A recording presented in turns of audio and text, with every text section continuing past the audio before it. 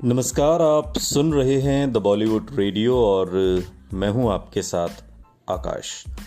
दोस्तों, किस्सा राजेश खन्ना का है, लेकिन बात है उस दौर की जब लगभग पूरी तरह से वो ये मान चुके थे कि अब वो रिटायर हो चुके हैं। फिल्म पत्रकार रऊफ अहमद बताते हैं कि अपने एक इंटरव्यू के बाद राजेश खन्ना ने उनसे कहा कि शीर्षक स्टोरी का कुछ ऐसे दो, ए किंग इन एग्जाइल, यानी कि निर्वासन में एक राजा। राजेश खन्ना शायद ये स्वीकार कर चुके थे कि अब उनकी वापसी बहुत मुश्किल है, लेकिन फिर भी वो खुद को एक निर्वासित राजा ही समझते थे।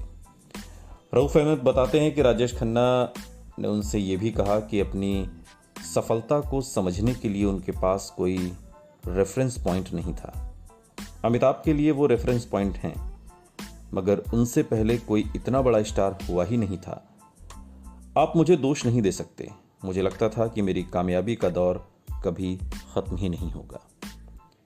ये बात राजेश खन्ना ने रऊफ अहमद से कही थी। क्या ये सिर्फ राजेश खन्ना के करियर में की हुई गलतियां थीं जिन्होंने उन्हें इतना नुकसान पहुंचाया, या फिर उनकी शख्सियत और अवचेतन की गहराइयों में छिपा कुछ और ही था? वरिष्ठ पत्रकार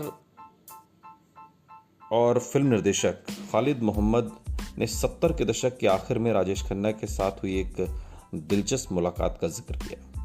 वो राजेश खन्ना से फिल्म धनवान के सेट्स पर मिले थे और उस समय खालिद एक नए रिपोर्टर थे जिन्होंने राजेश खन्ना के पल पल बदलते मूड के बारे में दूसरे से सुना था। इससे पहले कि वो राजेश खन्ना से सवाल पूछते, राजेश खन्ना ने सामने रखी मेज को तबले की तरह बजाना शुरू कर दिया और ऐसा करीब 2 मिनट तक चला, लेकिन मुझे वो 2 मिनट 20 मिनट के बराबर लगे।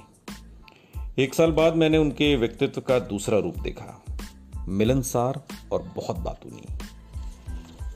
वो मुस्कुराते रहे और मेरे लिए चाय के साथ बाकायदा एक केक भी मंगवा लिया। राजेश खन्ना को करीब से जानने वाले लोगों के मुताबिक राजेश खन्ना के इस अजीब से बर्ताव को लोग समझ ही नहीं पाते थे।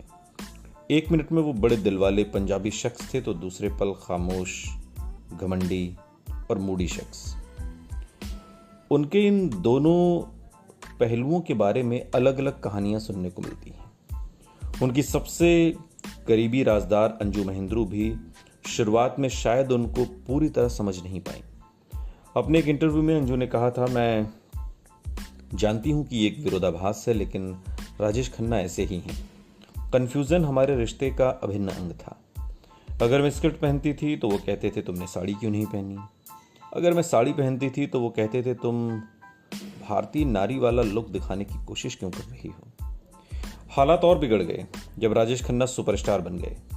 सुपरस्टारडम के बेइंतहा दबाव में राजेश खन्ना के 2 अलग अलग रूप सामने आते थे। सलीम खान कहते हैं कि वो बिल्कुल अलग तरह का इंसान था। सही या गलत तो पता नहीं, लेकिन वो अलग था। वो अगले मिनट में क्या करेगा ये कोई नहीं जानता था। He was the most unpredictable man। कैसे थे राजेश खन्ना? साथ गुजारे हुए लम्हों से तो लोगों को यही लगता है। सुनते रहिए द बॉलीवुड रेडियो, सुनता है सारा इंडिया।